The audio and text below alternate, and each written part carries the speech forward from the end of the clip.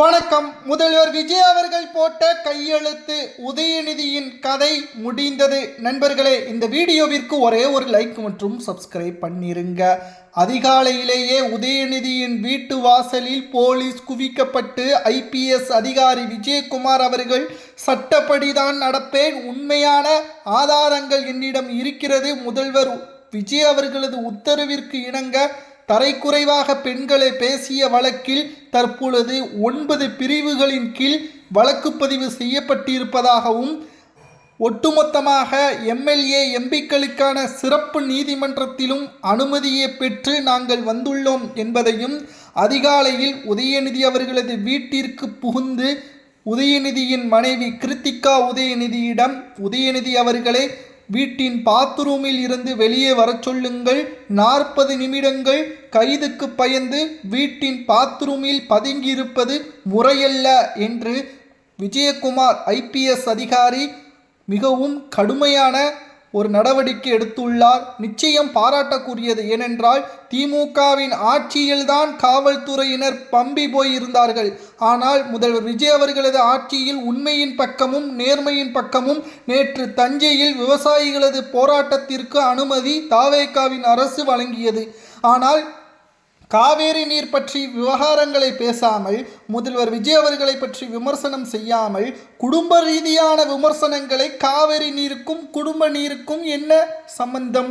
உதயநிதி அவர்களது கொச்சையான இந்த வார்த்தைகள் மிகப்பெரிய அளவில் தாவேகாவின் மகளிர் அணி தற்பொழுது மகளிர் ஆணையத்திடம் 64 புகார்கள் கொடுக்கப்பட்டு ஐபிஎஸ் அதிகாரிகள் உதயநிதி அவர்களை கைது செய்வதற்கான ஏற்பாடுகள் அனைத்தும் இருக்கிறது. கைது நடவடிக்கை மேற்கொண்டால் திமுகவினர்கள் தமிழகம் முழுவதும் போராட்டங்களை நடத்துவார்கள், நீங்கள் என்ன கூறுகிறீர்கள் என்று லா அண்ட் ஆர்டர் மீறுவதற்கான வாய்ப்புகளும் இருக்கிறது என்பதை காவல்துறை உயர் அதிகாரிகள் முதல்வர் விஜய் அவர்களிடம் தெரிவித்துள்ளனர். அதற்கு முதல்வர் விஜய் அவர்கள் ஒன்றை மட்டும் கூறியுள்ளார், கைது செய்யுங்கள், மாலையே விடுவித்து விடுவார்கள் நீதிமன்றம், அது பிரச்சனை இல்லை. ஆனால் முதல்வராக இருக்கக்கூடிய யாராக இருந்தாலும் அவரது குடும்ப விவகாரத்தை பற்றி யாரும் பேசுவதற்கு அனுமதி கிடையாது. அதேபோல இன்று என்னை பற்றி பேசுகிறார்கள், நாளை என்னுடைய அமைச்சர்கள் பற்றியும் பெண் அமைச்சர்கள் பற்றியும் பேசுவார்கள். ஏன் காவல்துறை அதிகாரிகள், பெண் அதிகாரிகள் உள்ளிட்ட பலரும் பேசுவார்கள். இது திமுகவிற்கு சாதாரண விஷயம், ஆனால் தாவேகாவிற்கு சாதாரண விஷயம் கிடையாது. தமிழ்நாட்டை நான் பல மடங்கு பொருளாதாரத்தில் உயர்த்துவதற்கான ஏற்பாடுகளை செய்கிறேன். இவர்களுக்கு கொச்சையான வார்த்தைக்கு பதிலடி கொடுப்பதற்கு பதிலாக நடவடிக்கை எடுப்பதுதான் சரி. அதனால் என்ன பிரச்சனை வந்தாலும் நான் பார்த்து கொள்கிறேன் என்று முதல்வர் விஜய் அவர்கள் உத்தரவிற்கு இணங்கத்தான் ஐபிஎஸ் அதிகாரி விஜயகுமார் அவர்கள் உதயநிதி அவர்களது நீலாங்கரை வீட்டிற்கு சென்று அதிரடியான கைது நடவடிக்கை மேற்கொள்வதற்கு முன்பாகவே உதயநிதியின் வீட்டிற்கு யாரெல்லாம் வந்தார்கள் தெரியுமா? சபரீசன், முன்னாள் திமுகவின் அமைச்சர் மா சுப்பிரமணியன், சேகர்பாபு, இன்னும் சில திமுகவின் முக்கியமான நிர்வாகிகள். பாத்ரூமில் 40 நிமிடங்கள் இருந்தார் அல்லவா உதயநிதி, அந்த 40 நிமிடங்களும் தன்னை பாதுகாத்து கொள்ள வழக்கறிஞர்கள் உள்ளிட்ட பலரையும் அவசரமாக வீட்டிற்கு வரவழைத்து விட்டார். ஆனால் உதயநிதி அவர்கள் ஐபிஎஸ் அதிகாரி விஜயகுமார் அவர்களை சந்தித்து பேசவில்லை. பயம். ஏனென்றால் தன் மீது தவறு இல்லை என்றால் நேரடியாக கைதுக்கு ஒப்புதல் அளித்து உள்ளே போக வேண்டியதுதானே, நீதிமன்றத்தை நாட வேண்டியதுதானே. ஆனால் திருநெல்வேலியில் ஒரு சம்பவம் திமுகவினர்கள் செய்திருக்கிறார்கள். ஒரு பொதுமக்களில் ஒருவர் மருத்துவமனைக்கு பைக்கில் சென்றுள்ளார். அவரை திமுகவின் நிர்வாகிகள் தாக்கி, எனது தலைவன் சிறைக்கு செல்கிறார், நீ என்ன மருத்துவமனைக்கு செல்கிறாயா என்று அவர்களது நடவடிக்கைகள் நாம் பார்க்கும் பொழுது நமக்கே ஒரு அச்சமாகிறது. இங்கு தற்கூரிகள் என்று தாவேகாவை திமுகவினர்கள் கூறுகிறார்கள். ஆனால் உண்மையான தற்கூரிகளை திமுக தான் என்பதை இன்று ஆதாரத்துடன் நம்மால் பார்க்கக்கூடிய வகையில் அமைந்துள்ளது. நிச்சயம் உதயநிதி அவர்களது இந்த கைது நடவடிக்கை பலரால் சரி என்றும் சிலரால் தவறு என்றும் கூறப்படுகிறது. ஆனால் மக்களாகிய தமிழக மக்களாகிய நீங்களே கூறுங்கள், கொச்சையான வார்த்தைகளை பேசிய காரணத்தினால் உதயநிதி கைது செய்யப்பட்டிருப்பது சரியா என்பதை மட்டும் மறக்காம கமெண்ட் வாயிலாக கூறுங்கள். அடுத்த செய்தி, நாளை நடைபெறக்கூடிய சட்டசபை கூட்டத்தொடர் முதல் பட்ஜெட் தாக்கல் கூட்டத்தொடர். இதில் உதயநிதி அவர்கள் கேள்விக்கு தாவேகாவின் தலைவரும் முதல்வர் விஜய் அவர்களும் பதில் கூற முடியாத காரணத்தினால்தான் இன்று உதயநிதியை கைது செய்ய கூறுகிறார்கள் என்று திமுகவினர்களால் பரப்பப்படுகிறது. அப்படி ஒன்றுமே கிடையாது.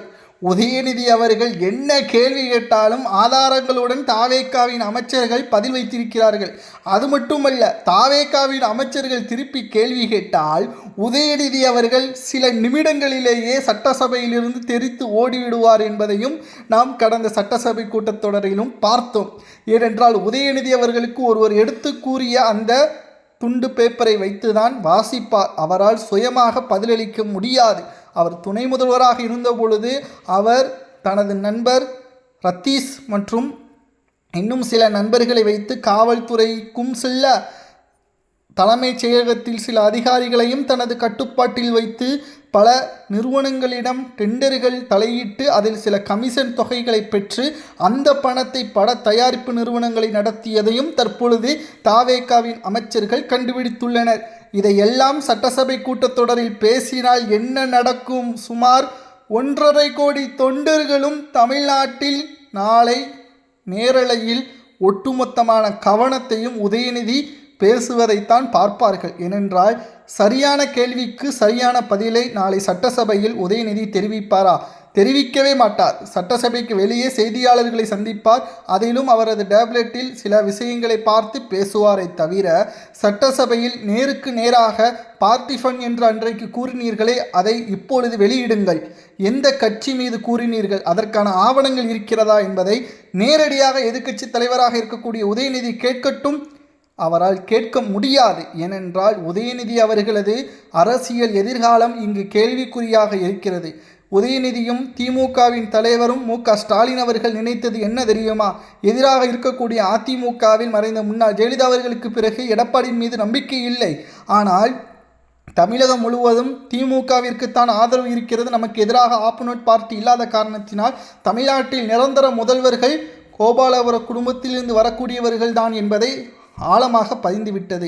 ஆனால் மக்களில் இருந்து ஒருவர் முதல்வராக வந்ததால் இவர்களது ஆட்டம் தற்பொழுது நிலைகுலைந்து விட்டது. உதயநிதி அவர்களால் பொறுத்து கொள்ள முடியவில்லை.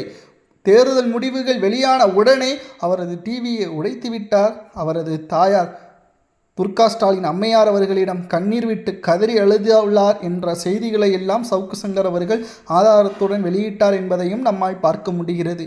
இந்த கைது நடவடிக்கை இனியும் திமுகவை சார்ந்த யாரும், எந்த ஒரு கட்சி, அது தாவேகாவின் அமைச்சர்களோ அல்லது மாஜி அமைச்சர்களோ, எந்த ஒரு அரசியல் கட்சி தலைவர்களையோ திமுகவின் நிர்வாகிகளோ தொண்டர்களோ ஆபாசமாக பேசக்கூடாது என்பதற்காகத்தான் இந்த கைது நடவடிக்கை என்ற தகவல் தற்பொழுது வெளியாகியுள்ளது. இதை பற்றி உங்களது கருத்துக்களை கூறுங்கள். முதல்வர் விஜய் அவர்கள் உத்தரவு பிறப்பித்தது சரியா தவறா என்பதையும் கூறுங்கள்.